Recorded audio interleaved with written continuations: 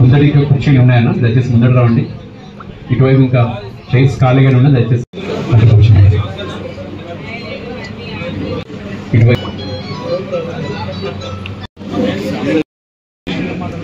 శ్రీరాఘవం దశరథాత్మజమప్రమేయం అన్వయరత్నదీపం ఆచానుభావం రామం నిశాచర వినాశకరం నమామి. రామం నిశాచర వినాశకరం నమామి. వీర హనుమానికి రావా రావా రావేమయ్యా కొండగట్టం చిన్న మా దైవము నీవన్న అన్నట్టండి. రామ కొండగట్టం చిన్న మా దైవం జగమంతా నీవన్నా జగమంతా నీవన్నా ఓ కొండగట్టం చిన్న మా దైవము నీవన్నా. కొండలో వెలిశావు కోనలో వెలిశావు కొండలో వెలిశావు కోనలో వెలిశావు కొండగట్టు పైన ఉన్న కోవెలలో వెలిశావు. పలికే దైవము నీవు అడిగిన వరములవిచ్చేవయ్యా పిలికిన పలికే దైవము అయ్యా అడిగిన వరములవిచ్చేవయ్యా. చక్కటి అమ్మవారి సంకీర్తన గట్టిగా చప్పట్లతో తమ్ముడు రమేష్ రెడ్డికి స్వాగతం. నీ పూజకు పూసిన కదంబ కుసుమాని లలితమ్మ నీ సేవకు కదలిన భక్తి తరంగాని. అమ్మా నీ పూజకు పూచిన భక్తి తరంగానే. అమ్మా నీ పూజకు పూసిన కదంబ నీ సేవకు కదలిన భక్తి తరంగాని. అమ్మా నీ పూజకు పూచిన కదంబ కుసుమానే లలితమ్మ నీ సేవకు కదలిన భక్తి తరంగానే. అమ్మా నీ నువ్వే నేనే. అమ్మా నీ పూజకు పూచిన కదంబ కుసుమానే అమ్మా నీ సేవకు కదలిన భక్తి తరంగానే. అమ్మా నీ గుడిలో వెలిగే దీపమవుతానే. అమ్మా నీ గుడిలో వెలిగే దీపమవుతానే. అమ్మా నీ నామనే అమ్మా నీ నామాలలో అక్షరమవుతానే. అమ్మా నీ దరహాసాల్లో అందమవుతానే. అమ్మా నీ పూజకు పూచిన కదంబ కుసుమానే అమ్మా నీ సేవకు కదలిన భక్తి తరంగానే. అమ్మా నీ పల్లకి మోసే బోయినవుతానే. అమ్మా నీ పల్లకి మోసే మోయినవుతానే. అమ్మా ఉయ్యాల సేవలో పాటనవుతానే. అమ్మా ఉయ్యాల సేటలో పాటనవుతానే. నా తోడు నీడ అన్నీ నీవేనే. పూజకు పూచిన కదంబ కుసుమానే అమ్మా నీ సేవకు కదలిన భక్తి తరంగానే. జగదమ్మ విశ్వపాలిని మాతకి. రమేష్ రెడ్డి గారు సోదరులు అద్భుతమైన అమ్మవారి గారితో కార్యక్రమం ప్రారంభమైంది. పెద్దలు వేద పండితులు తిరుమల విశ్వేశ్వరమ్మ గారి ఆధ్వర్యంలో మరి ఇక్కడ ఉంచిన అమ్మవారి చిత్రపటానికి పూజాధికారులుగా వస్తున్నారు. పంచాంగ శ్రవణాన్ని గమనించాల్సిందే, దాని యొక్క ప్రాధాన్యతను మరి సంవత్సర ఫలితాలు, రాశి ఫలితాలు ఇత్యాది పంచాంగ వివరాలన్నింటినీ మనకి ఈరోజు క్వశ్చన్ ద్వారా విందాం. మరి వేద పఠనంతో పూజా కార్యక్రమాన్ని నిర్వహిస్తున్నారు వేద పండితులు శ్రీమాన్ తెగులు శిశర్మ గారు. సుముఖశ్చేకదండశ్చ కపిలో గణకర్ణకః లంబోదరశ్చ వికటో విఘ్నరాజో గణాధిప ధూమకేతుర్గణాధ్యక్షపాలచంద్రో గజాననః వక్రదండశూర్పకర్ణో హేరంబస్కందపూర్వజ షోడశైతాని నామాని యప్పఠేత్ శృణుజారపి విద్యారంభే వివాహే చ ప్రవేశే నిర్గమే తథా సంగ్రామే సర్వకార్యేషు విఘ్నస్తస్య న జాయతే శుక్లాంబరధరం విష్ణుం శశివర్ణం చతుర్భుజం ప్రసన్నవదం ధ్యాయేత్ సర్వవిఘ్నోపశాంతయే అభీప్సితార్థ సిద్ధ్యర్థం పూజితో జస్సురాసురైః సర్వవిఘ్నహస్తస్మై గణాధిపతయే నమః సర్వమంగళమాంగళ్యే శివే సర్వార్థసాధికే శరణ్యే త్ర్యంబకే గౌరీ నారాయణి నమోస్తుతే లక్ష్మీనారాయణాభ్యాం నమః ఉమామహేశ్వరాభ్యాం నమః వాణీ హిరణ్యగర్భాభ్యాం నమః శచీపురందరాభ్యాం నమః అరుంధరీ వశిష్టాభ్యాం నమః శ్రీ సీతారామాభ్యాం నమః इष्टदेवताभ्यो नमः कुलदेवताभ्यो नमः ग्रामदेवताभ्यो नमः स्थानदेवताभ्यो नमः वास्तुदेवताभ्यो नमः मण्डपदेवताभ्यो नमः एतत्कर्माङ्गदेवताभ्यो नमः सर्वेभ्यो देवेभ्यो सर्वेभ्यो ब्राह्मणेभ्यो नमो नमः आजम्य प्राणानाजम्य केशवाय नमः नारायणाय नमः माधवाय नमः गोविन्दाय नमः विष्णवे नमः मधुसूदनाय नमः त्रिविक्रमाय नमः वामनाय नमः श्रीधराय नमः ऋषिकेशाय नमः पद्मनाभाय नमः दामोदराय नमः संकर्षणाय नमः वासुदेवाय नमः प्रद्युम्नाय नमः निरुद्धाय नमः पुरुषोत्तमाय नमः दोक्षदाय नमः नारसिंहाय नमः अच्युताय नमः जनार्दनाय नमः उपेन्द्राय नमः हरये नमः श्रीकृष्णाय नमः श्रीकृष्णपरब्रह्मणे नमः शुभाभ्युदयार्थं च शुभे दिने शोभने मंगले मुहूर्ते अत्र पृथिव्यां जम्बोद्वीपे भारतवर्षे भरतखण्डे मेरोहरक्षणे दिग्भागे श्रीशैलादिवारव्यप्रदेशे कृष्णावेण्यां गोदावरीयोर्मध्यदेशे लक्ष्मीनिवासस्थले समस्तदेवता ब्राह्मण हरिहर गुरुचरण सन्निधौ वद्यप्रमणः द्वितीय परार्धे श्री श्वेतवराहकल्पे वैवस्वतमन्त्रे कलियुगे प्रथमे वसन्तर्तौ चैत्रमासे शुक्लपक्षे प्रतिपद्यां भौमवासरे रेवती उपरि अश्विनी नक्षत्रे शुभयोगे शुभकरण एवं गुरुण विशेषेण विशिष्टायां शुभतिथौ यजमानो यजमानस्य नन्दिवाहन गोत्रोद्भवस्य पत्नी लक्ष्मी सौभाग्यवती अहल्या नामधेयवती सकुटुम्बानां सर्वेषां भक्तानां अंदर कूट मम अनुकोंडि नाना गोत्रोद्भवस्य नाना नामधेयस्य धर्मपत्नी समेतस्य सपुत्रस्य सपुत्रिकस्य सप्रातृकस्य सबान्धवस्य साश्रितवर्गस्य क्षेमस्थैर्यधैर्य विजयवीर्यवीर्याभय आयुरारोग्यैश्वर्याभिवृद्ध्यर्थं धर्मार्थकाममोक्ष चतुर्विधफलपुरुषार्थसिद्ध्यर्थं धर्मग्लानि अधर्माभ्युत्थाननिवृत्तिपूर्वक धर्मसंस्थापनद्वारा प्राणिसद्भाव विश्वकल्याणसिद्ध्यर्थं उगादि पर्वकाल समये पंचांग श्रवणाख्ये कर्मणि महासरस्वती स्वरूप पंचांग पूजां करिष्ये निर्विघ्नकर्ता महागणाधिपति स्मरणं च करिष्ये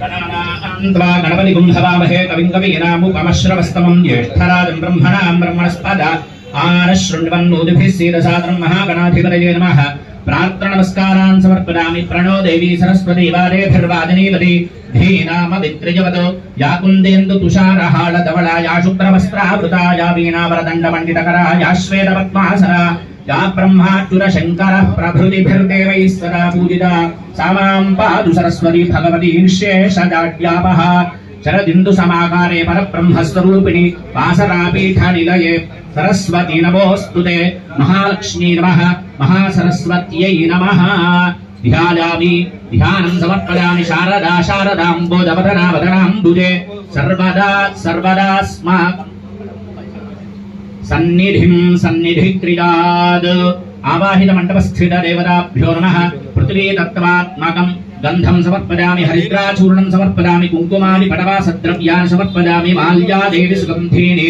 मालत्यादि मद प्रभो त्वया हृतानि पूजार्थं पुष्पाणि प्रतिगृह्यतां पुष्पैश्च पूजयामि धूपं भावयामि दीपं सन्दर्शयामि नैवेद्यम्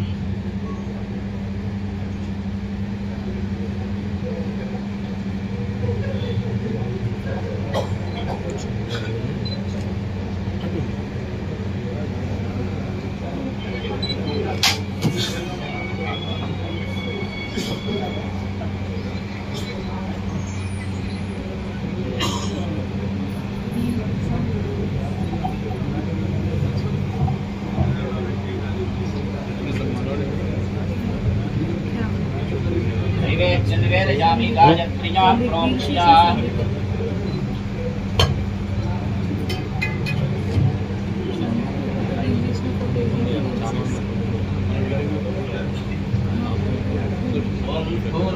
स्वाहा यो देवस्मितास्माकं दियो धर्मादिगोचरः प्रेरयेत्तस्य जन्मर्गस्तत्तरेण्यवास्महे नैवेद्यं निवेदयामि ॐ प्राणान् स्वाहा अपानान् स्वाहा व्यानान् स्वाहा उदानान् स्वाहा समानान् स्वाहा ब्रह्मणे नमः नैवेद्यं निवेदयामि ताम्बूलान् सर्वोपचारान् समर्पयामि सर्वापराधशमनार्थं नीराजनं दर्शयामि ॐ सम्राजं च विराजं च अभिश्रीर्याचनो गृहे लक्ष्मीराष्ट्रस्य या मुखे तया मासकं सृजामसि मानो हि पुंसि जातवेदो गामशमं पुरुषन्त्यकटो अभिप्रभन्नागहि श्रीरामापरिपादय मङ्गलं भगवान् विष्णुर्मङ्गलं गरुडध्वज मङ्गलं पुण्डरीकाक्ष मङ्गलायतनौ हरिः सर्वमङ्गलमाङ्गल्ये शिवे सर्वार्थसाधिके शरण्ये त्र्यम्बके देवि नारायणि नमोऽस्तुते नीराजनं दर्शयामि जलेन प्रदक्षिणं समर्पयामि पुष्पाक्षतेन देववन्दनं हस्तेन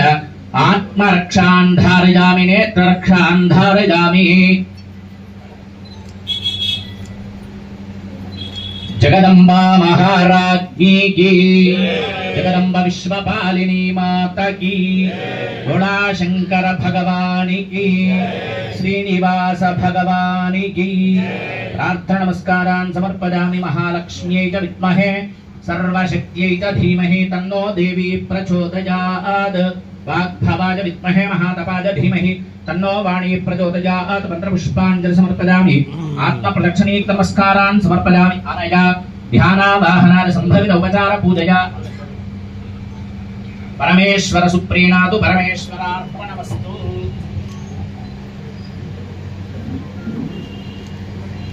श्वेता देशवनेषु प्रवाच्याजा जगर्दमघवन्निन्द्रसुम्भदे आरावतं यत्पूरुसंवृतं वस्वपावृणो शरभाय ऋषिबन्धवे बृहत्सामक्षत्रवृद्धवृष्णिजं विष्णुभौजशुभितमुग्रवीरम् इन्द्रस्तोमेन पञ्चदशेन मध्यमिदं वातेन सकरेण रक्षा विश्वेत्ता देशवनेषु प्रवाच्याजा जगर्दमघवन्निन्द्रसुम्भदे आरावतं यत्पूरुसंवृतं वस्वपावृणो शरभाय ऋषिबन्धवे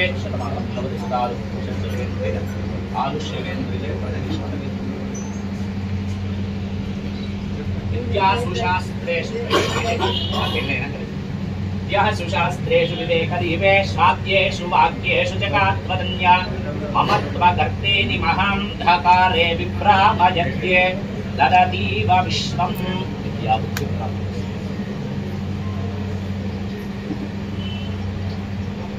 यासु शास्त्रेषु विवेकदीपे स्वाद्येषु वाक्येषु जगात्मदन्या ममत्ववृष्टिजं त्रिष्टुभौजशुभितमुग्रवीरबिम्बस्तोमेन पञ्चदशेन मध्यमिदं वातेन सकरेण रक्षा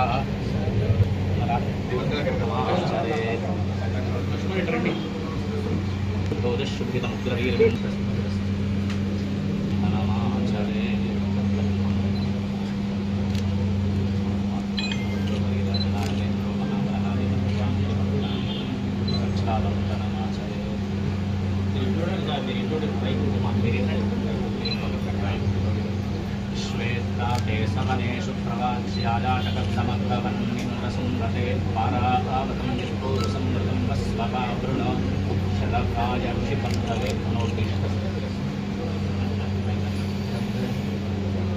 కార్యక్రమాన్ని విచ్చేస్తున్నాం పెద్దలు తిరుమల విశ్వేశ్వరమ్మ గారికి మన సాంప్రదాయబద్ధంగా ఒక పంచాంగాన్ని అందజేయవలసిందిగా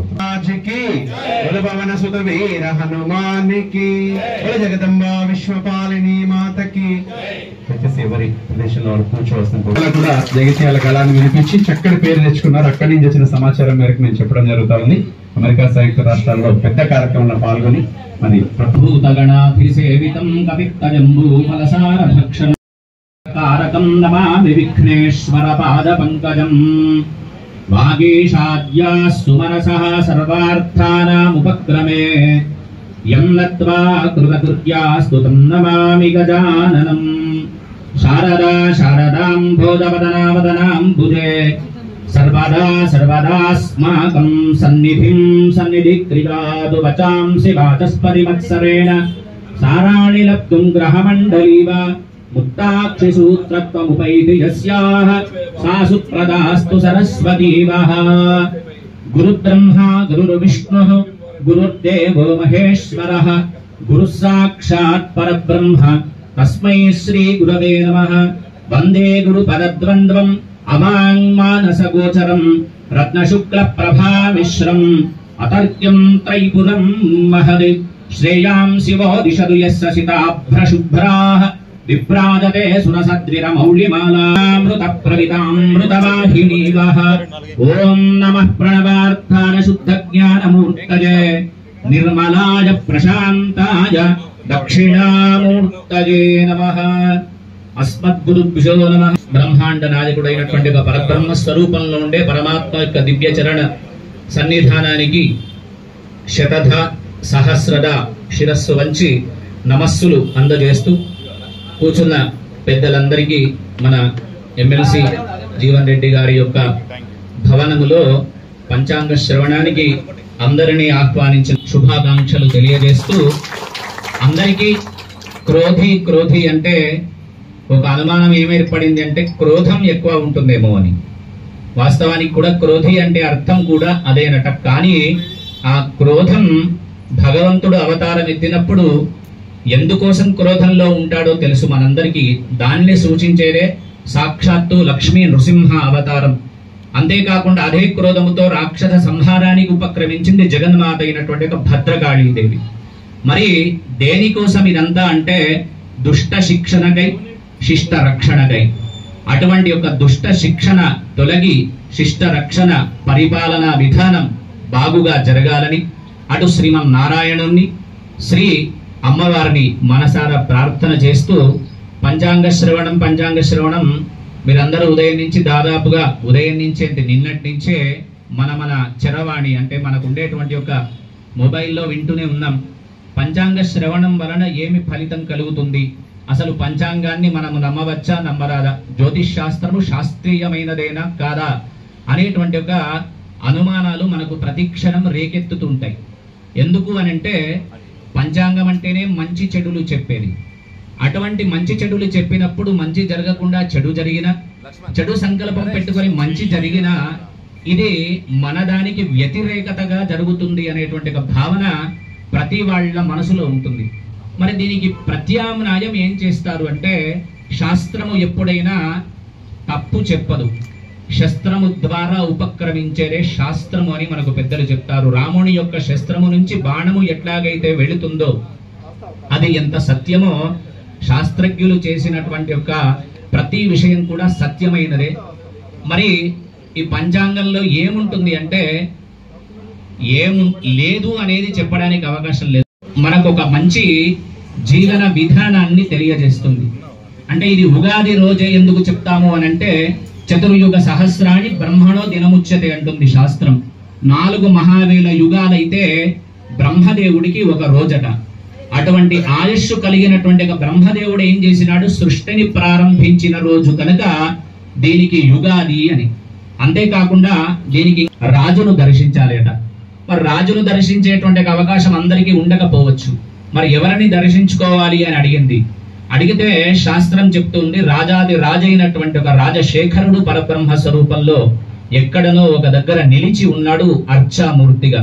కనుక అక్కడికి వెళ్లి ఆ దేవాలయంలో ఉండేటువంటి ఒక మూర్తిని దర్శించిన మాత్రము చేత రాజాది రాజు కనుక ఆయనను దర్శించిన తర్వాత మనం అక్కడ ఉండేటువంటి అర్చకులు కావచ్చు, గురువులు కావచ్చు, పెద్దలు కావచ్చు, శాస్త్రజ్ఞులు తెలిసిన వాళ్ళు కావచ్చు, వాళ్ళు చెప్పేటువంటి ఒక 4 మంచి విషయాలను విని షడ్రుచులతో ఉండేటువంటి ఒక ఉగాది పచ్చడిని సేవించి నోరుని తీపిదనం చేసుకొని ఒకరికి ఒకరము ఆనందదాయకమైనటువంటి జీవనాన్ని గడపాలి అని ప్రార్థన చేస్తాం. మరి దీనివల్ల ఉగాది పంచాంగ శ్రవణం వినడం వల్ల మనకి ఎటువంటి లాభం జరుగుతుంది? శ్రీ కళ్యాణ గుణావహం రిపుహరం దుస్వప్న దోషాపహం గంగా స్నాన విశేష పుణ్య ఫలదం గోదాన తుల్యం రుణం ఆయుర్వృద్ధిదముత్తమం సుఖదం సంతాన సంపత్ప్రదం అని కేవలం ఒక్క పంచాంగ శ్రవణం వినడం వల్ల శ్రీహి అంటే దానికి అర్థాలు ఎన్నో ఉంటాయి. శ్రీ అంటే లక్ష్మి అని, శ్రీ అంటే ఐశ్వర్యము అని, శ్రీ అంటే కీర్తి అని, శ్రీ అంటే లాభము అని, శ్రీ అంటే విషము అని కూడా అర్థం. అటువంటి శ్రీ మనకు కలుగుతుంది. మరి ఈ విషం కలగడం ఏమిటి? అందులోనే మళ్ళా మొదటి అనుమానం. ఈ విషం కలగడం ఏమిటంటే మనలో ఉండేటువంటి ఒక విషమైన ఆలోచనలను తీసివేసేది ఈ పంచాంగ శ్రవణం వినడం వల్ల కలుగుతుంది. కళ్యాణ గుణావహం, అనేకమైనటువంటి కళ్యాణ పరంపర అంటే శుభ పరంపర మన ఇళ్లలో జరగడానికి కేవలం ఉగాది రోజు పంచాంగ శ్రవణం వినడం వల్లనే కలుగుతుంది అని. శ్రీ కళ్యాణ గుణావహం రిపుహరం. రిపువులు అంటే శత్రువులు. శత్రువులు ఎవరయ్యా అంటే ఎవరో మనను ద్వేషించిన వాళ్ళు, మన మీద కోపం పెట్టుకున్న వాళ్ళు మనకు శత్రువులు కాదు. మనలో ఉండేటువంటి అరిషడ్ వర్గాలే మనకు శత్రువులు. కామ క్రోధ అవి శత్రువులు. వాటిని హరించి భగవంతుడి వైపు మన మనసును మళ్లించడానికి ఉపయోగపడేది ఈ పంచాంగ శ్రవణం వినడం వల్ల. రిపుహరం దుస్వప్న దోషాపహం. ఏవైనా దుస్వప్నాలు కలిగి ఉంటే వాటి యొక్క దోషాలు కూడా తీసివేస్తుందట. గంగా స్నాన విశేష పుణ్య ఫలదం. మరి ఉగాది రోజు, పర్వకాలం రోజు, సంక్రాంతి రోజు ఒక గంగా స్నానం చేసేటువంటి అవకాశం మనకు లేకపోవచ్చు పరిస్థితుల ప్రభావము చేత. మరి అటువంటప్పుడు గంగా స్నానం చేసిన ఫలితం రావాలి అంటే మనం ఏం చేయాలంటే ఆ రోజున ఒక్కసారి పంచాంగంలో ఉండే తిథివార నక్షత్ర యోగ కరణాలను చూస్తే చాలు. గంగా స్నాన విశేష పుణ్య ఫలదం.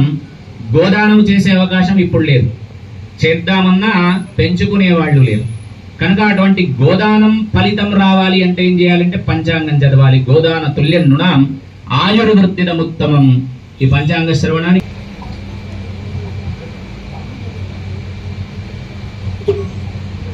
గోదాన తుల్య నృణాం. గోవును దానం చేస్తే ఎంత పుణ్యం కలుగుతుందో అటువంటి పుణ్యము కేవలం పంచాంగ శ్రవణం వినడం వల్లనే కలుగుతుంది. అట్లాగే సంతాన సంపత్ప్రదం.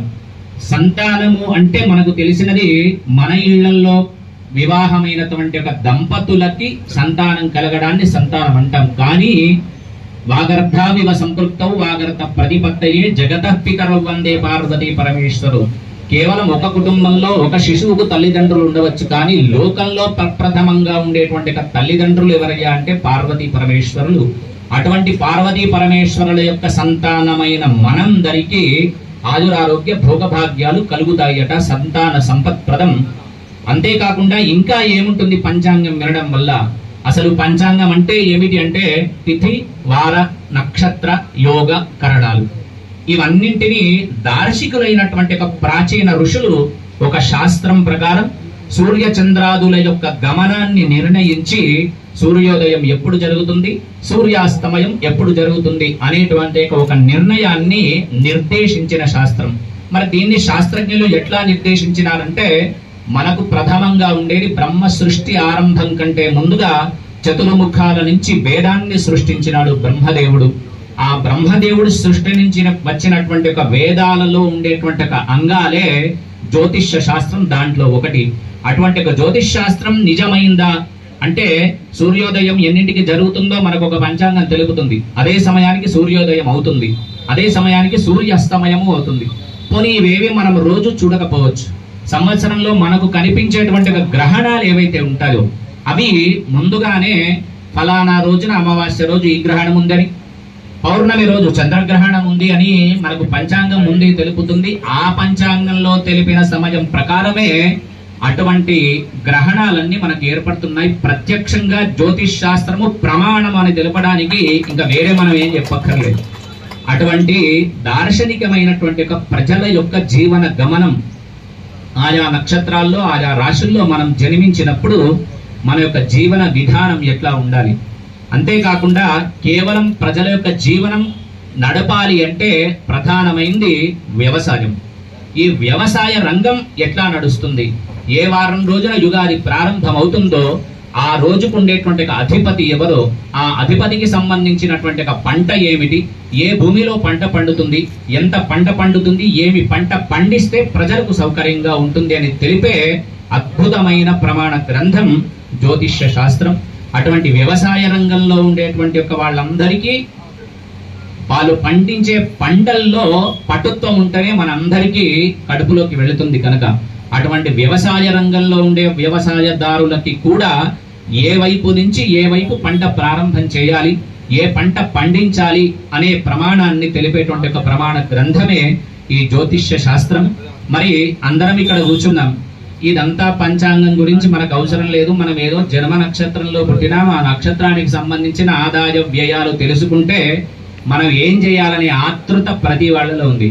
ఇది ఉదయం నుంచి సాయంకాలం వరకు నడుస్తూనే ఉంటుంది మన చిరవాణిలో. కానీ సనాతన ధర్మం, వైదిక ధర్మం మనకేం చెప్తుంది అంటే ఆచార్యుల యొక్క అనుగ్రహం ఒకటి, తల్లిదండ్రుల యొక్క అనుగ్రహం ఒకటి, ఇవి ఉంటే ఎటువంటి చెడు ఆలోచనలున్నా అటువంటి ఒక చెడు ఆలోచనలు తీసివేస్తుంది. దానికి ఉదాహరణగానే మనం అందరికీ తెలిసిన కథ, ఏమి వాహనము లేనటువంటి ఒక వినాయకుడు సాక్షాత్తు తల్లిదండ్రుల యొక్క ప్రదక్షిణ ద్వారానే సమస్త దేశాలు, సమస్త ప్రపంచమంతా తిరిగి తాను ముందున్నాడు షణ్ముఖుడి కంటే ముందు. మరి దీనికి ప్రతీకగా 12 రాశులు ఉన్నాయి. శుక్లపక్షం ఉంది, కృష్ణపక్షం ఉంది. దీని వృత్తాంతం మనకి ఏదైనా ఉందా అంటే మహాభారతంలో ఒక చిన్న కథ. ఎక్కువ సమయం మీరు వృధా చేయను, ఎందుకంటే పెద్దలు ఇంకా ఇటువంటి కార్యక్రమాలు ఎన్నో ఉండి ఉంటాయి వారికి. ఉదంకుడు అనేవాడు పైలుడు అనేటువంటి ఒక మహర్షికి ప్రధాన శిష్యుడు. ఆ ప్రధాన శిష్యుడు ప్రతి నిత్యం ఏం చేస్తున్నాడంటే గురువు గారి యొక్క చరణాబ్జములు నమస్కారం చేయడం, వారు స్నానం చేయగానే సంధ్యావందనానికి సంబంధించిన దేవతార్చనకు సంబంధించిన సామగ్రినంతా ఏర్పాటు చేయడం కాలం గడుస్తూ ఉంది. ఈయనతో వచ్చినటువంటి విద్యార్థులంతా కూడా వేదమో, శాస్త్రమో, పురాణమో, ఇతిహాసమో, తర్కమో ఏదో నేర్చుకుంటున్నారు. వాళ్ళ విద్య పూర్తిగా అయిపోయింది. వాళ్ళు ఈ పాఠశాల నుంచి బయలుదేరినారు, వివాహం చేసుకున్నారు, ఇళ్లు కట్టుకున్నారు, గండె పెండేరాలు వేసుకున్నారు, రాజుల ద్వారా సన్మానాలు పొందుతున్నారు. కానీ ఈ ఉదంకుడు మాత్రం గురువు యొక్క చరణాబ్జములను విడిచిపెట్టడం లేదు. కాలం గడుస్తూనే ఉంటే ఒకనాడు తనంతట తానే స్నానానుష్ఠానమైన తర్వాత ఒక అద్దంలో తన ముఖము తను చూసుకుంటే వెంట్రుకలన్నీ తెల్లబడిపోయినాయి. ముసలివాడైపోయినాడు. అరే, నేను చూస్తుండగానే ఇంత ముసలివాడిని అయిపోయినాను, నాకు మళ్ళీ వయస్సు వస్తుందా రాదా అనేటువంటి ఒక చిన్న అనుమానం ఆయనకు కలిగింది. కలగగానే వెంటనే ఈ అనుమానాన్ని పసిగట్టింది ఎవరు అంటే, ముందుగా ఏ ఇంట్లోనైనా ఎవరైనా పసిగట్టేది ఎవరు ఉంటారంటే తల్లి పసిగడుతుంది. అందుకే మొదటి గురుస్థానం మాతృదేవోభవ. తల్లి రూపంలో ఉండేటువంటి ఒక ఆవిడ గమనించి పైలుడితో అంది, ఎన్ని సంవత్సరాలు మనకి ఇంత సేవ చేస్తున్నటువంటి ఈ ఉదంకుడు ఉన్నాడు, వీనికి ఒక వివాహము లేదు, విద్య లేదు, నిరంతరం మన సేవ తప్ప ఇంకా ఏం లేదనుకుంటున్నాడు. అసలు మరి వీడి పరిస్థితి ఏమిటి అంటే చెప్పగానే పైలుడు వెళ్ళినాడు. వాడిని పిలిచేసి ఆ మస్తకం పైన తన చెయ్యిని పెట్టినాడు. పెట్టగానే 16 ఏళ్ల వయస్సు ఎంత ఉంటుందో ఈ ఉదంకుడికి 16 ఏళ్ల వయస్సు వచ్చింది. బ్రహ్మాండంగా తయారైనాడు. గురువు యొక్క పరిపూర్ణ అనుగ్రహం ఉంటే చాలు, ఎటువంటి విద్యనైనా ఆకలింపుగా వచ్చేస్తుంది. ఇక్కడి నుంచి పాఠశాలలో నేర్చుకున్న వాళ్ళు కేవలం ఒక వేదమో 2 వేదాలు నేర్చుకుంటే గురువు యొక్క అనుగ్రహం మస్తకం మీద ఎప్పుడైతే హస్తం పడిందో ఆయనకి ఎన్ని శాస్త్రాలు వేదాలు తెలుసో ఈయనకు అన్ని వచ్చేసినాయి ఉదంకుడికి. దాంతో బయలుదేరినాడు. స్వామి, మరి నేను గురువు యొక్క సేవ చేసుకోవడం వల్ల నాకు ఇటువంటిది లభించింది, మరి గురుపత్ని వల్ల నాకు ఇదంతా దొరికింది కనుక నేనేనైనా గురుపత్నికి సేవ చేయాలని చెప్పేసి వెళ్ళినాడు. పాదాల మీద పడ్డాడు. అమ్మ, నీవు చేయబట్టే నాకు ఇటువంటి ఒక యవ్వనము లభించింది, శాస్త్రం మీద పరిజ్ఞానము కలిగింది. నేను మీ సేవ ఏదైనా చేయాలంటే నాకేం సేవ చేసే అవసరం లేదురా. నేను అశూన్య శయన వ్రతం అని ఒకటి ఆచరిస్తున్నాను. ఈ అశూన్య శయన వ్రతం ఏదైతే ఉందో దానికి నేను ఇక్కడ ఉండేటువంటి ఒక ఋషి భార్యను కనుక పట్టు పీతాంబరాలు కానీ బంగారాభరణాలు కానీ మన దగ్గర లేవు కనుక ఈ వ్రత ఉద్యాపన చేయాలంటే ఒక పవిత్రమైనటువంటి ఒక సాధుమని ధరించిన చెవులకు ఉండేటువంటి ఒక కర్ణాభరణాలు తీసుకొని రావాలి. అవి ఎక్కడ ఉన్నాయి అంటే అయోధ్య నగరాన్ని పరిపాలించేటువంటి ఒక పౌష్యుడనే మహారాజు, ఆయన యొక్క ధర్మపత్ని ఉంది. ఆమె దగ్గరికి వెళితే కనుక ఆమె అంత పతివ్రత లోకంలో ఇంకా ఎవరు లేరు ప్రస్తుతం. నీవు అక్కడికి వెళ్ళి కేవలం ఒక 6 రోజుల్లో ఇక్కడికి తీసుకొని రావాలని చెప్పింది. తలుచుకున్నాడు. మరి గురువు గారు వచ్చే వరకు సమయాన్ని వృధా చేయకుండా మనసులోనే గురువుకు నమస్కరించి బయలుదేరినాడు. గురు కార్యానికి నేను వెళుతున్నాను, ఎటువంటి ఆటంకము లేకుండా నా కార్యం సఫలీకృతం కావాలి.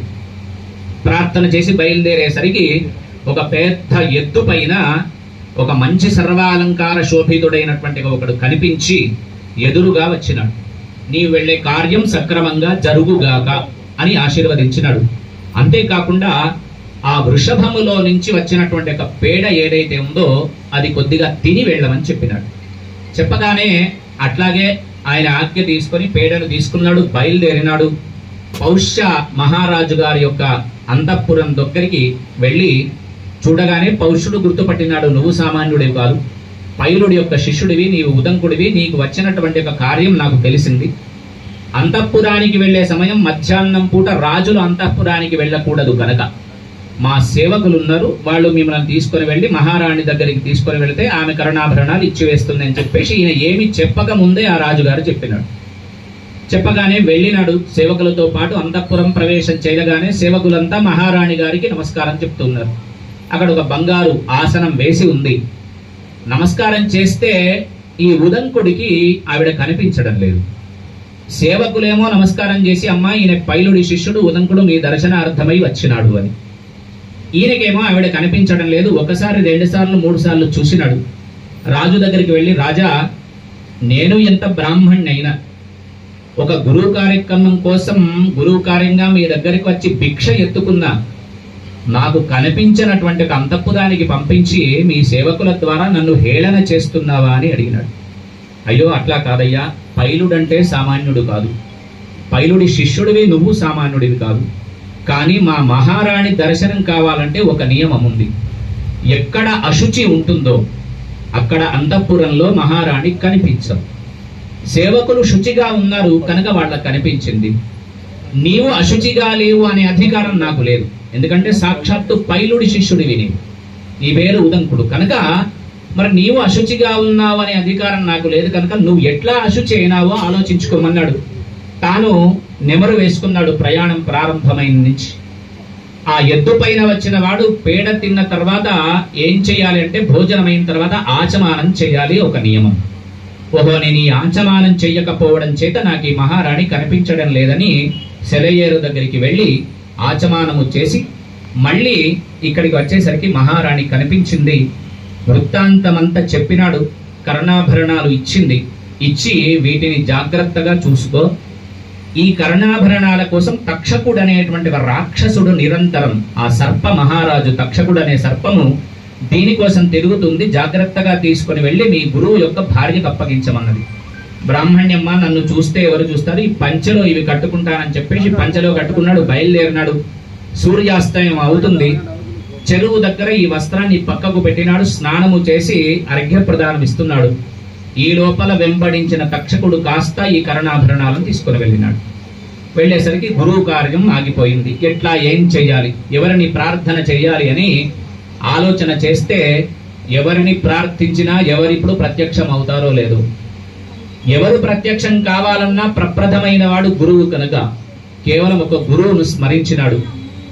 అప్పటికప్పుడు ఒక పురుషుడు అక్కడ ప్రత్యక్షమై, ఏమైందయ్యా అంటే ఇట్లా నేను వస్తూ ఉంటే జరిగిన వృత్తాంతమంతా చెప్పినాడు. ఒక గడ్డపార ఇచ్చి తవ్వితే నీవు నాగలోకానికి వెళ్తావని చెప్పి ఒక గడ్డపారనిచ్చినాడు. తవ్వేసరికి పాతాళలోకానికి వెళ్ళినాడు. వెళ్ళేసరికి అక్కడ ఒక 2 పురుషులు ఒక మంచము నేసినట్టుగా, ఒకటి నల్ల దారముతో ఒకటి ఎర్ర దారముతో నేస్తూ ఉన్నారు. దాని పక్కకు చుట్టూ ఒక 6 చక్రాలు రెక్కలుగా ఉండేట్టుగా ఒక చక్రం తిరుగుతూ ఉంది. వాటిని అన్నింటినీ చూసి లోపలికి వెళ్ళినాడు. అయినటువంటి పాములు ఉన్నాయి. నాగ, పాశ, అనంత, వాసుకి, తక్షక, కర్కోటక, కాళియ, గుళక, పద్మ, కుముద, జలచర, రాత్రించర, ఇన్ని రకాల పాములు ఉంటాయట. ఆ పాములన్నింటినీ చూసి ఈయనకు భయం పుట్టింది.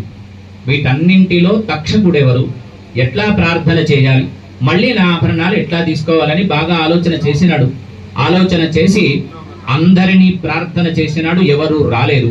సాక్షాత్తు విష్ణుమూర్తి పరున్నటువంటి యొక్క ఆ నాగశేషుణ్ణి ప్రార్థన చేసేసరికి, ఏమయ్యా ఎందుకోసం ఇక్కడికి వచ్చినావంటే, ఏం లేదు స్వామి, నేను ఆ ఆభరణాలు తీసుకున్నాడు అనగానే తక్షకుడికి చెప్పినాడు. ఆయన ఆభరణాలు ఆయనకి ఇచ్చి వేయమని చెప్పేసరికి ఈయన చెప్పినా అవి ఇవ్వలేదట.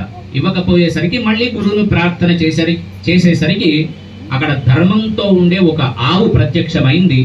ఆ ఆవు యొక్క లక్ష్మీ స్థానమైనటువంటి ఒక పేడ వేసే స్థలం నుంచి ఒక్కసారి ఒక ఊదగానే చెవులలో నుంచి, కన్నుల్లో నుంచి, కొమ్ముల్లో నుంచి విపరీతమైన అగ్ని ప్రజ్వలనం అయ్యేసరికి ఆ పాములన్నీ భయపడిపోయి అందరూ కలిసి తక్షకుడికి చెప్పగానే ఆ తక్షకుడు వచ్చి ఆ కర్ణాభరణాలు ఇచ్చివేసినాడు. ఇచ్చివేసేసరికి వెళ్ళి వస్తూ ఉంటే ఒక 12 అక్కడ ఋతువులుగా కనిపించి వాటి ద్వారా ఆశీర్వాదం తీసుకున్నాడు. గురువు గారి దగ్గరికి వచ్చినాడు. వచ్చేసి ప్రార్థన చేసి ఆ అశూన్య శయన వ్రతంలో ఆభరణాలప్ప చెప్పేసి వ్రతమంతా పూర్తిగా అయింది. పూర్తిగా అయిన తర్వాత ఈయనకు అనుమానం కలిగింది. పైలుడి యొక్క శిష్యుడైన ఉదంకుడికి, స్వామి నేను మీ స్మరణ చేసి వెళ్తే ఇక్కడ ఒక ఎద్దు కనిపించింది, ఎవరు అంటే గురువును నమ్ముకున్నావు కనుక వచ్చినవాడు అది ఎద్దు కాదురా, ఎద్దులాగా కనిపించిన ఐరావతం, దాని మీద ఉన్నది ఇంద్రుడు. ఆ ఇంద్రుడు నీకు ప్రసాదాన్ని ఇచ్చినాడు. ఆ ఇచ్చినటువంటి ఒక పేడ తినడం వలన నడకలో అలసట, రాత్రిపూట నిద్ర, ఆకలి అనేటివి నీకు కలగవు, అందుకోసమని ఆ ప్రసాదాన్ని తినమన్నాడు. సరేనయ్యా, మరి నేను అక్కడికి వెళ్ళినాను, ఆ కరణాభరణాలు తీసుకున్నాను. నాగలోకానికి వెళ్ళిన తర్వాత అక్కడ కనిపించిన నల్లటి దారము తెల్లటి దారం ఏమిటంటే అది కాలచక్రంలో ఉండే శుక్లపక్షం ఒకటి, కృష్ణపక్షం ఒకటి, 2 రా అని చెప్పినారు. అట్లాగే మరి 6 రెక్కలుగా ఉన్నాయి, అవి ఏమిటి అంటే అవి 6 ఋతువులురా అని చెప్పినాడు. మరి అట్లాగే వెళ్ళి వచ్చేటప్పుడు ఈ అగ్నిహోత్రము ద్వారా ప్రజ్వలించినటువంటి అగ్ని ఏమిటి అంటే సాక్షాత్తు అగ్నిదేవుడు. ఏ కార్యం చేయాలైనా ఒక యజ్ఞం ఉంటే తప్ప వర్షాలు రావు, వర్షాలు పడకపోతే తప్ప ధాన్యం పండదు. కనుక సాక్షాత్తు అగ్నిదేవుడే గురు రూపంలో నీ దగ్గరికి వచ్చినాడు. వాటి వల్లనే ఆ తక్షకుడు భయపడి నీకి ఇచ్చివేసినాడురా. ఆ 12 ఏవైతే నీకు కనిపించినావో అవి 12 మాసములు అని, అంటే మహాభారతంలో ఉండే కథకు మన జ్యోతిష్ శాస్త్రానికి ఇమిడించి పెద్దలు ఇట్లాంటి నిర్ణయం చేసినారు. కనుక అటువంటి 12 రాశులలో జన్మించిన మనం 6 ఋతువులు ఏమిటి అంటే మనలో ఉండే అరిషడ్ వర్గాలు. 2 ఏమిటంటే భగవంతుడు ఉన్నాడని ఒకవైపు చెప్తుంది మనసు, భగవంతుడు లేడని ఒకవైపు చెప్తుంది. ఇటువంటి అనుమానాలన్నీ తొలగించేవాడు ఎవడయ్యా అంటే కేవలం ఒక గురువే. అటువంటి గురువును పట్టుకుంటే బ్రహ్మదేవుణ్ణి, విష్ణువుని, మహేశ్వరుణ్ణి కూడా ప్రసన్నం చేయగలడు. అటువంటి ఆ గురువు మనకెక్కడ కనిపిస్తాడంటే ఎక్కడైనా కనిపిస్తాడు. ఎవరిలో చూసుకుంటే ఎంత చిన్న పిల్లవాడు ఏ మంచి మాట చెప్పినా ఆయనను గురువుగా తీసుకునేటువంటి ఒక ధర్మమే మనది. అటువంటి ధర్మం పట్టుకున్నాడు కనుకనే ఆ ఉదంకుడికి మరి వివాహం కావాలంటే ఎవరు ఇవ్వాలి? పైలుడి యొక్క కుమార్తెనే ఇచ్చి మహావైభవంగా పెళ్లి చేసుకున్నాడు, ఒక్క గురువును పట్టుకున్నందువల్ల. ఇక్కడ మన కార్యకర్తలు కూడా మన జీవనన్న గారిని పట్టుకొని ఉన్నారు. వాళ్ళకి కూడా అటువంటి స్థితి పరమాత్మ కల్పించాలి అని మనసారా కోరుకుంటూ ఈ ఉదంకుడి యొక్క అద్భుతమైన చరిత్ర మనం వినడం వల్ల మనకు ఆయురారోగ్య భోగభాగ్యాలు కలుగుతాయి అని సాక్షాత్తు మహాభారతంలో శ్రీకృష్ణ పరమాత్ముడు చెప్పినటువంటి ఒక వృత్తాంతం. మరి ఈ ఉగాది రోజు అందరికీ తెలిసిందే, ఉగాది పచ్చడి తినేటప్పుడు శతాయుర్వజ్రదేహాయ సర్వసంపత్కరాయ అని ఆ తీర్థం ఉగాది పచ్చడి షడ్రుచులతో కూడుకున్న చింతపండులో ఉండే పులుపు, బెల్లములో ఉండేటువంటి ఒక తీపి, ఇట్లాంటి 6 రుచులు కలిపితేనే మనిషి యొక్క జీవితం కలుగుతుంది. కనుక వేప తినడం వల్ల, వేప దేనికి ప్రతీక అంటే సాక్షాత్తు జగన్మాతకు ఎన్నో వృక్షాలు ఇష్టం, వాటిలో అత్యంత ప్రీతిపాత్రమైన వృక్షం వేప చెట్టు. అందుకే ఎటువంటి దుష్ట శక్తులు రాకుండా మన ఇంటి చుట్టూ కూడా వేప కొమ్మలు కట్టుకొని ఉంటాం. మన సాంప్రదాయంలో అదొకటిగా ఉంది.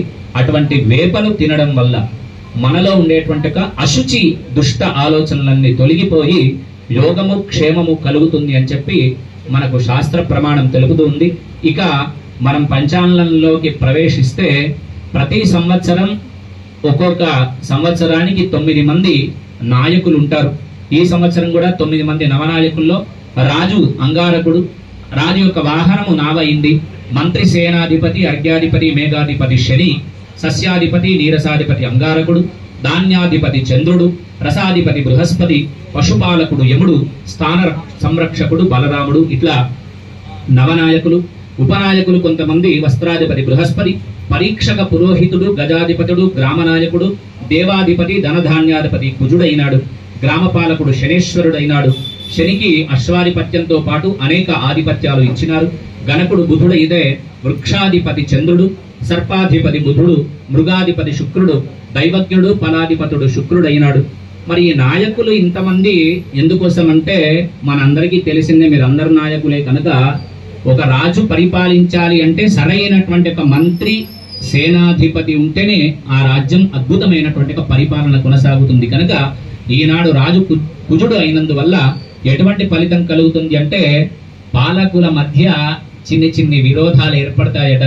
అగ్ని భయము, శస్త్ర భయము, చోర భయము, జాగ్రత్తగా ఉండాలి మనందరం. చోర భయం అంటే మన ఇళ్లకు తాళాలు వేసుకొని బహు జాగ్రత్తగా ఉంటే తప్ప మన ఆభరణాలు మనం దక్కించుకోలేము. చోర భయము, రోగ భయము కలుగుతాయి. భూమి సస్యరహితంగా ఉంటుంది. ఎందుకంటే సాక్షాత్తు కుచుడు ఎవరయ్యా అంటే శివుని యొక్క చెమట ద్వారా భూమి పైన పడితే శిశువుగా మారిన భూమి చేతిలో ఉండేటువంటి ఒక కొడుకు కనుక భూమి పుత్రుడు. ఆయనకు కుచుడు అని పేరు. కు అంటే భూమి పుత్రుడు అని. అటువంటి కుచుడు ఆయన యొక్క వాహనం నావ అయింది కనుక ప్రజల్లో కొద్దిగా అల్లకల్లోలాలు ఏర్పడి పశు నష్టము, క్షుత్పాద, సముద్రంలో ఉపద్రవములు, నౌకలు సముద్రంలో మునిగిపోవడము, వ్యాపారంలో నష్టము కలిగేటువంటి అవకాశం ఎక్కువగా ఉంది అని ఈ సంవత్సరం యొక్క పంచాంగం యొక్క ఫలితము తెలుపుతుంది. అట్లాగే సేనాధిపతి శని అయినందువల్ల సైనిక శక్తిని కోల్పోయేటువంటి అవకాశం ఒకటి ఉంది. ప్రజల్లో కలహ గుణం ఒకటి ఏర్పడే అవకాశం ఉంది. పాలకులు ఎవరైతే ఉన్నారో వాళ్ళు కాస్త పరిపాలనా విధానం సుగమంగా సాగడం కోసం ధర్మాన్ని తప్పేటువంటి అవకాశం ఉందని మనకు పంచాంగం తెలియజేస్తుంది. ఈ సంవత్సరంలో మరి సంవత్సరం అంతయు కూడా అనుకూలమైనటువంటి వర్షాలు పడతాయి. వాటిల్లో కందులు, శనగలు, మిర్చి ఇత్యాది ఎరుపు ధాన్యాలు ఏవైతే ఉన్నాయో అవి అధికంగా పండేటువంటి అవకాశం ఉంది. మాగాణి పంటలు ఏవైతే ఉన్నాయో అవి మధ్యమ ఫలితంగా పంటలు పండుతాయి అని తెలుపుతుంది. చంద్రుడు ధాన్యాధిపతి కనుక ఔషధులన్నీ చక్కగా ఉండాలి అంటే చంద్రుని యొక్క పరిపూర్ణ అనుగ్రహం ఉంటే తప్ప మనకారకుడు కూడా చంద్రుడే కనుక అటువంటి చంద్రుడు ధాన్యాధిపతి అయినాడు కనుక గోవులు సంపూర్ణంగా ఆరోగ్యంగా ఉంటాయి. గోవులు సమృద్ధిగా ఉంటే పాలన సుసమృద్ధిగా ఉంటుంది, దేశం సుభిక్షంగా ఉంటుంది, ప్రజలు అంతా కూడా ఆరోగ్యంతో కలిగి ఉంటారు, జల సమృద్ధి కలుగుతుంది. ఎక్కడ గోవులు సంరక్షింపబడతాయో అక్కడ జల సమృద్ధి కలుగుతుంది అని మనకు పంచాంగం తెలుపుతూ ఉంది. మరి శని అర్ఘ్యాధిపతి అయినందువల్ల నల్లటి ధాన్యాలు, నల్లటి భూములలో కూడా ఈసారి చక్కగా పంటలు పండే అవకాశం ఉంది. శనికి మేఘాధిపతి రావడం వల్ల పంటలు మనము ఊహించినంత పెద్దగా రాకపోయినా ఒక మోస్తారుగా పంటలు పండుతాయి. వాటి వల్ల ధరలు తగ్గుతాయి. ఖండవృష్టి చేత నల్లటి ధాన్యాలు పెరుగుతాయి. సస్యానుకూలమైనటువంటి వర్షాలు కలిగి వృక్ష జాతులన్నీ ఫలవంతములై దేశం యొక్క క్షేమాన్ని కలిగి ఉంటాయి. ప్రజలంతా కూడా ఆరోగ్యంగా ఉంటారు. రాగి, చందనము, పగడాలు ఇత్యాది ఏవైతే సుగంధ లేపనాలు ఉన్నాయో వాటి వల్ల వాటిల్లో ఎర్రటి వస్తువులు ఏవైతే ఉంటాయో వాటిల్లో అవి సమృద్ధిగా పండుతాయి అని. అంతేకాకుండా పశుపాలకుడు యముడగుట చేత ధరలు కొద్దిగా అధికంగా ఉండేటువంటి అవకాశం. పశువులకు రోగ భయం ఒకటి అవకాశం. స్థాన సంరక్షకుడు బలరాముడైన చేత ప్రాణకోటి క్షేమారోగ్యాలు మధ్యంగా ఉంటుందని, సువృష్టి పాలన, పాడి పంటలు కలుగుతాయి అని చెప్పి మనకు పంచాంగ శ్రవణము తెలుపుతూ ఎన్ని కుంచముల వర్షం పడుతుంది అంటే ఈ సంవత్సరం 2 కుంచముల వర్షము పడుతుంది. దానివల్ల పంటలు సమృద్ధిగా పండి అద్భుతమైనటువంటి పంటలు పండుతాయి. వ్యాపారంలో ఒడిదొడుకులు ఉన్నప్పటికీ కూడా ప్రజలు కొద్దిగా ఆరోగ్యంగా ఉన్న క్రోధము, లోభము అనేటువంటి ఒక విషయాలపైన ఆసక్తి ఎక్కువ చూపుతారు అని చెప్పి మనకు ఈ సంవత్సరం పంచాంగం తెలుపుతుంది.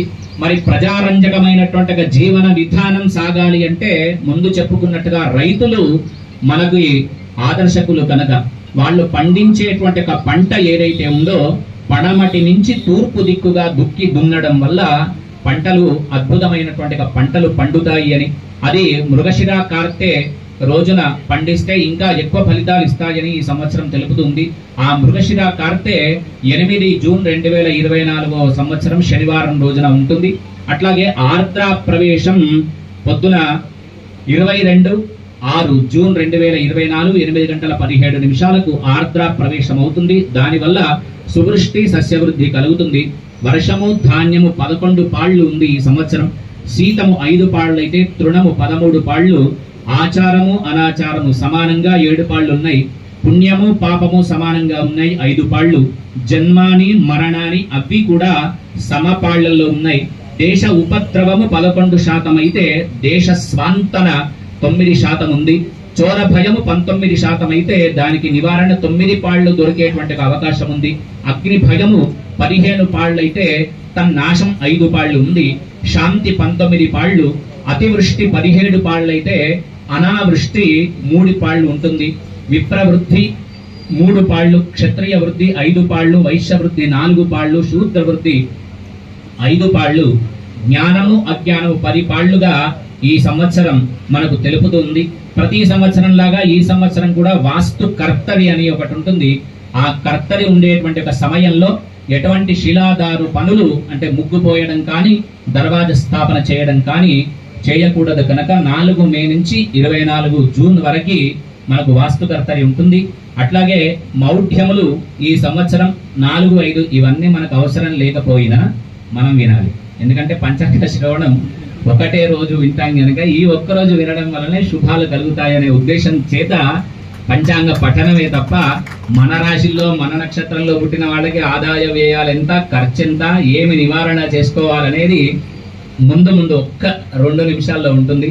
ఈ మౌఢ్యమి ఎందుకు చెప్తారంటే మంచి రోజులలో ఈ పనులు మనం తలపెట్టవచ్చు, తలపెట్టరాదు అనేటువంటి ఒక విషయం తెలుసుకోవడానికి 4 మే 2024 శనివారం నుంచి 3 జూన్ 2024 వరకు గురు మౌఢ్యమి, చైత్ర బహుళ షష్ఠి సోమవారం 29 ఏప్రిల్ 2024 నుంచి 10 జూలై 2024 వరకు శుక్రమౌఢ్యం ఉంటుంది కనుక, అట్లాగే వచ్చే సంవత్సరం 18 మార్చి 2025 నుంచి 28 మార్చి 2025 వరకు కూడా మౌఢ్యం ఉంటుంది కనుక ఆయా సమయాల్లో వివాహాది శుభకార్యాలు మనకు పనికిరావు. ప్రధానమైంది ఈ సంవత్సరం మన భారతదేశంలో కనిపించేటువంటి గ్రహణాలు ఏవి కూడా లేవు. అది ఈ సంవత్సరం యొక్క అద్భుతమైన ఫలితం.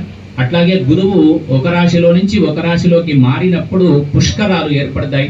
ఈ సంవత్సరం నర్మదా నది పుష్కరాలు 1 మే 2024 గురువారం నుంచి మనకు ప్రారంభమవుతుంది. నర్మదా నది పుష్కరాలు, ఆయా పుష్కరాలు ప్రారంభమైనప్పుడు మనందరికీ తెలుసు అక్కడికి వెళ్లి పితృకార్యాలు నెరవేర్చడం లేదా దాన ధర్మాలు చేయడం ద్వారా వంశ వృద్ధి కలుగుతుంది అని చెప్పి మనకు ఈ సంవత్సరం పంచాంగ శ్రవణం ద్వారా మనకు తెలుస్తుంది.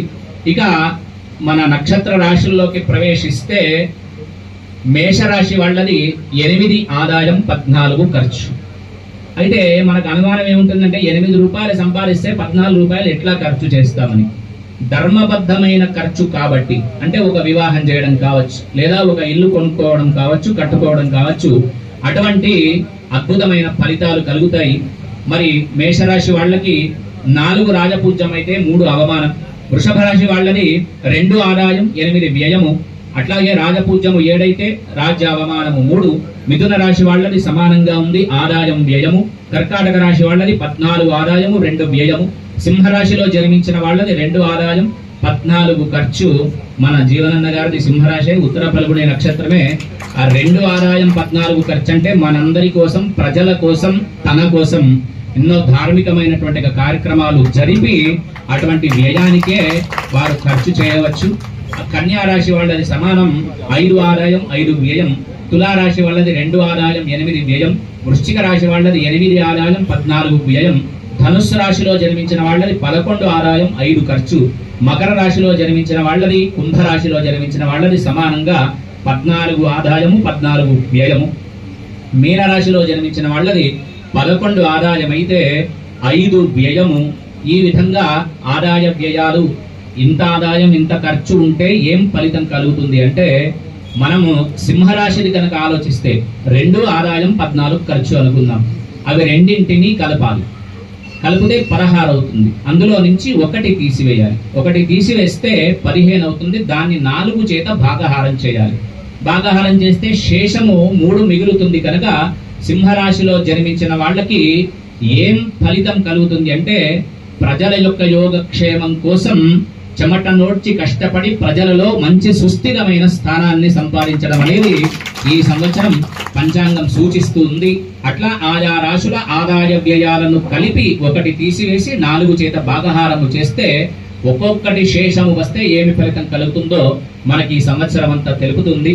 అట్లాగే మరి మేషరాశిలో జన్మించిన వాళ్ళకి పరిహారం ఏముంటుంది అంటే, అమ్మవారి యొక్క ఆరాధనతో పాటు శివారాధన వల్ల సంవత్సరం అంతా అద్భుతమైన ఫలితం కలుగుతుంది. వృషభ రాశి వాళ్లకు సాక్షాత్తు శ్రీమన్నారాయణమూర్తి యొక్క ఆరాధన మరియు ఆంజనేయ స్వామి వారి యొక్క సుందరకాండ పారాయణం. అట్లాగే సింహరాశిలో జన్మించిన వాళ్ళకి నిరంతరము శివనామ స్మరణతో పాటు నవగ్రహ ఆరాధన చేయడం వల్ల అద్భుతమైన ఫలితాలు కలుగుతాయి. కర్కాటక రాశిలో జన్మించిన వాళ్ళకి శివస్తోత్ర పఠనము, కన్యా రాశిలో జన్మించిన వాళ్ళకి అన్నదానముతో పాటు కులదైవమైనటువంటి దేవతార్చన చేయాలి. తులారాశిలో జన్మించిన వాళ్ళకి దత్తాత్రేయ స్వామి వారి యొక్క దుర్గా ఆరాధన, దత్తాత్రేయ స్వామి వారి ఆరాధన చేయాలి. వృశ్చిక రాశిలో జన్మించిన వాళ్ళకి సాక్షాత్తు లక్ష్మీ నృసింహస్వామి యొక్క పరిపూర్ణ అనుగ్రహం ఉండాలి కనుక వారి ఆరాధన చేయాలి. ధనుస్సు రాశిలో జన్మించిన వాళ్ళకి రామతారక మంత్రాన్ని నిరంతరము జపిస్తూ ఉండాలి. మకర రాశిలో జన్మించిన వాళ్ళకి అమ్మవారి యొక్క లక్ష్మీ అమ్మవారి యొక్క కనకధార స్తోత్రముతో పాటు నవగ్రహ ఆరాధన చేయాలి. కుంభరాశిలో జన్మించిన వాళ్ళకి ఆవు యొక్క గోసేవ మరియు గురు సేవ ఎక్కువ చేయాలి. మీనరాశిలో జన్మించిన వాళ్ళకి ఆంజనేయ స్వామి వారి యొక్క ఆరాధనతో పాటు దేవీ స్తోత్ర పారాయణం చేయడం అద్భుతమైనటువంటి ఫలితాలు మనకు ఇస్తుంది అని చెప్పి ఈ సంవత్సరం యొక్క పంచాంగ ఫలితం ఆనందదాయకంగా అందరికీ జనరంజకంగా ఉండేట్టుగా అటు పాలకులకు ఇటు పాలితులకు ఇద్దరికీ కూడాను ఆ పరమాత్ముని యొక్క పరిపూర్ణ అనుగ్రహము చేత ఆయురారోగ్య భోగ భాగ్యాలు కలిగి క్రోధం అనేటువంటి క్రోధినామ సంవత్సరంలో అందరము క్రోధాన్ని విడిచిపెట్టి మన ధర్మాన్ని కాపాడటం కోసం, మనము ధర్మంగా ఉండటం కోసం అటువంటి క్రోధాన్ని ముందు వేసి ముందుకు నడిచి పాలకులకు పాలితులకు ఆయురారోగ్య భోగ భాగ్యాలు అక్కడుండేటువంటి పరబ్రహ్మ స్వరూపము కల్పించాలని మనసారా ప్రార్థన చేస్తూ అవకాశం కల్పించినటువంటి పెద్దలందరికీ పేరు పేరున కృతజ్ఞతలు తెలియజేస్తూ మరి ఒకసారి క్రోధినామ సంవత్సర ఉగాది శుభాకాంక్షలు తెలియజేస్తూ ఈ సంవత్సరం అంతా మనందరికీ ఆ పరబ్రహ్మ స్వరూపమైనటువంటి పరమాత్ముని యొక్క అనుగ్రహము, అమ్మవారి యొక్క పరిపూర్ణ అనుగ్రహము చేత ఆయురారోగ్య భోగ భాగ్యాలు కలిగి ధర్మ మార్గంలో మనందరినీ ఉంచాలని మనసారా ప్రార్థన చేస్తూ స్వస్తి ప్రజాభ్య పరిపాలయంతాం న్యాయేష గో బ్రాహ్మణేభ్య శుభమస్తు నిత్యం లోకాః సమస్తాః సుఖినో భవంతు. పంచాంగ ఫలితం మంచి చెడ్డలు ఏవి చెప్పినా పరమాత్ముడి యొక్క పరిపూర్ణమైనటువంటి అనుగ్రహం ఉంటే అక్కడ సద్వృష్టి జరుగుతుంది, ధర్మ పాలన జరుగుతుంది. అటువంటి ధర్మ పాలన కూడా మనందరికీ దొరకాలని పరమాత్మను ప్రార్థన చేస్తూ ఓం స్వస్తి. చక్కగా క్రోధినామ సంవత్సర పంచాంగ పఠనాన్ని గమనించి రాసుల వారిగా సంవత్సర ఫలాలను మనకు అందించిన పెద్దలు వేద పండితులు శ్రీమాన్ పిగుల విశ్వేశ్వరమ్మ గారికి హృదయపూర్వక ఒకసారి అందరి కరతాళ ధ్వనులతో వాళ్ళని అభినందించాల్సిన మనం మీరు కూర్చున్న దగ్గరకే మరి అయ్యగారు వచ్చి అక్షతలు అందజేస్తారు. అక్కడే దయచేసి కూర్చొని ఒకరు చెప్పులు ఉంటే కనుక విడవండి. ఈరోజు రకరకాల ఆలయాలకు అందరూ వెళ్తాం కానీ ఇక్కడికి మన కుటుంబ సభ్యులంతా కలిసి ఇందిరాభవనం చేయడం సంతోషకరం. అక్కడికి అయ్యగారు వచ్చి అందరికీ అక్షంతలు ఇస్తారు. తర్వాత ఒక్కరొక్కరుగా వచ్చి ఇక్కడ దర్శనం చేసుకుని ఇప్పుడు పెద్దలు విశ్వేశ్వరమ్మ గారికి చిరు సత్కారం.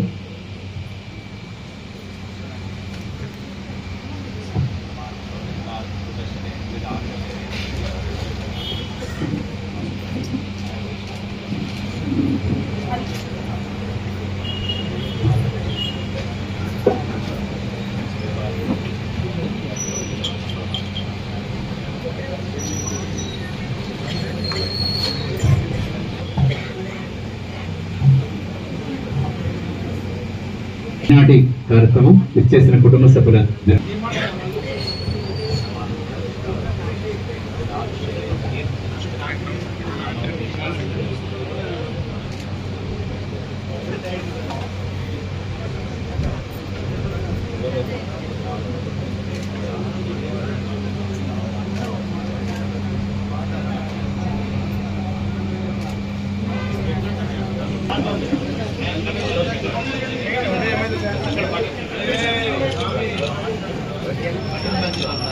ఈరోజు ఉగాది తెలుగు నూతన సంవత్సరాలను పురస్కరించుకొని ఈ క్రోధినామ సంవత్సరంలో యావత్ సమాజానికి మేలు జరిగే విధంగా ఏదైతుందో పెద్దల పూజలు విషయం చేయడం, దాన్ని మనమందరము శర్వానందకరంగా విని మనకందరికీ రాబోయే సంవత్సర కాలం మరి శుభం కలిగే విధంగా ఏదైతుందో మరి వారు వినిపించడం జరిగింది.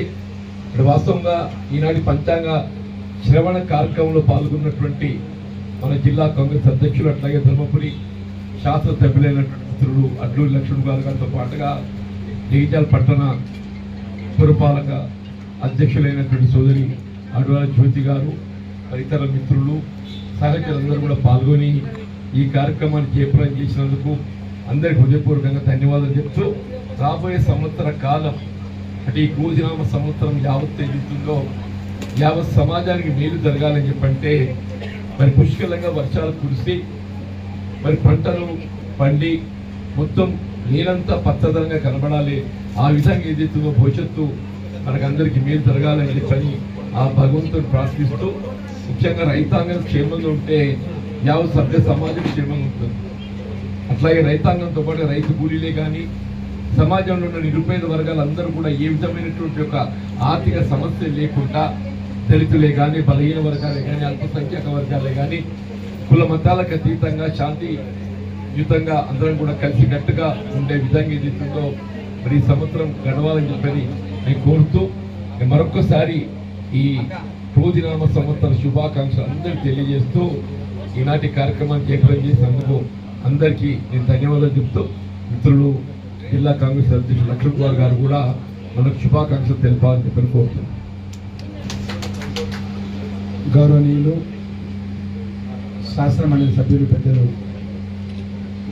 జీవన్ రెడ్డి గారి యొక్క ఆధ్వర్యంలో కూడా ఇందిరాభవన్లో ఉగాది క్రోధినామ నూతన సంవత్సర శుభాకాంక్షలంతా కూడా జగిత్యాల ప్రజలకు మరియు తెలంగాణ ప్రజల అందరికీ కూడా శుభాకాంక్షలు తెలియజేసుకుంటూ ఉగాది శుభాకాంక్షలు తెలియజేసుకుంటూ మా సోదరుమని మున్సిపల్ చైర్పర్సన్ అదేవిధంగా కాంగ్రెస్ పార్టీ కుటుంబ సభ్యులు పెద్దలందరూ కూడా అయ్యగారికి కూడా వారి పాదాలకు నమస్కారం తెలియజేసుకుంటూ పేరు పేరున అందరూ కూడా ఉగాది శుభాకాంక్షలు తెలియజేసుకుంటూ నూతనంగా ఏర్పడినటువంటి ప్రభుత్వంలో కూడా గౌరవ రాష్ట్ర ముఖ్యమంత్రి పెద్ద రేవంత్ రెడ్డి గారి యొక్క ఆధ్వర్యంలో కూడా తెలంగాణ ప్రజా అందరూ చల్లగా ఉండాలని అదేవిధంగా దేవుడు అందరినీ అమ్మవారు చల్లగా చూడాలి అదే అన్ని విధాలు కూడా రైతాంగానికి అండగా ఉండే విధంగా సకాలంలో వర్షాలు పడి రైతాంగాన్ని ఆదుకునే విధంగా అన్ని వర్గాల ప్రజలకు ఏదైతే నూతన ప్రభుత్వం ఇచ్చిన మాట అమలయ్యే విధంగా ప్రభుత్వాన్ని కూడా అమ్మవారు ఆ స్వామివారు కూడా ఆశీస్సులు వారిని కోరుకుంటూ మరొకసారి క్రోధినామ సంవత్సరం శుభాకాంక్షలు తెలియజేసుకుంటూ సెలవు తీసుకుంటున్నాను.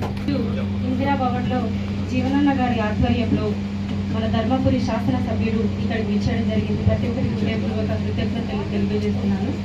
అలాగే ఉగాది అంటేనే మనందరికీ తెలిసి వచ్చింది తెలుగువారి పండుగ.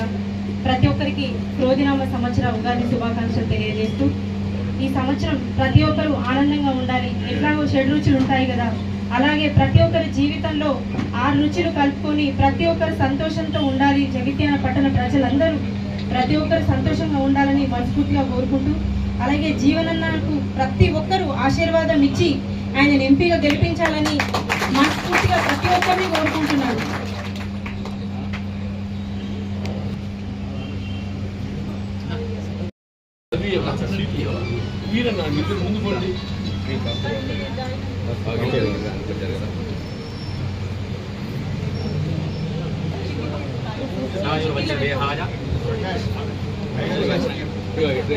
శతాయుర్వజ్రదేహాయ ఆయుర్వృద్ధికరాయ చ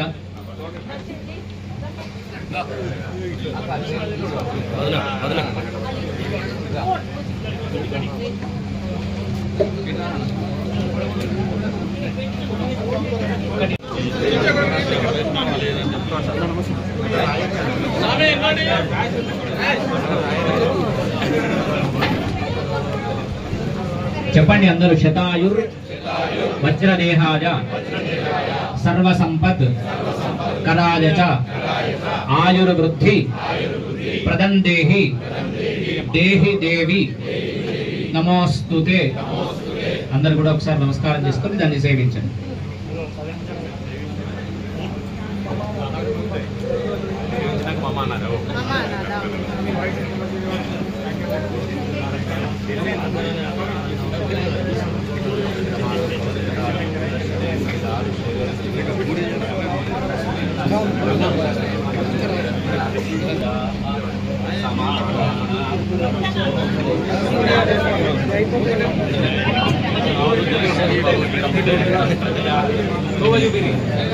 అయ్యగారి చేతుల మీదుగా ఆశీర్వచనం తీసుకోవాలనుకున్నాను. దయచేసి కూర్చోండి.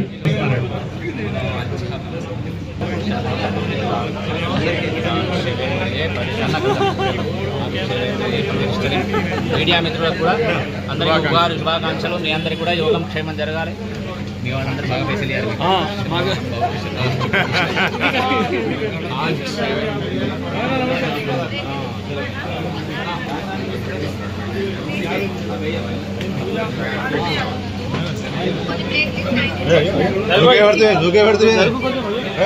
అప్పటి నుంచి తీసుకున్నా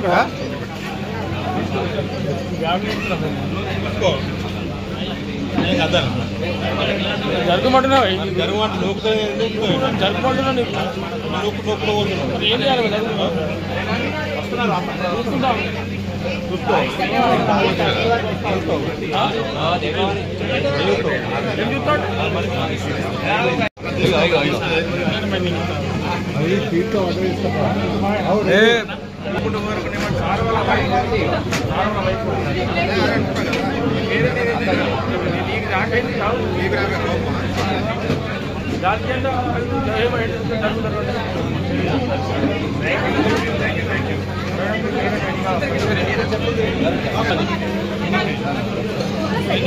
అన్నయ్య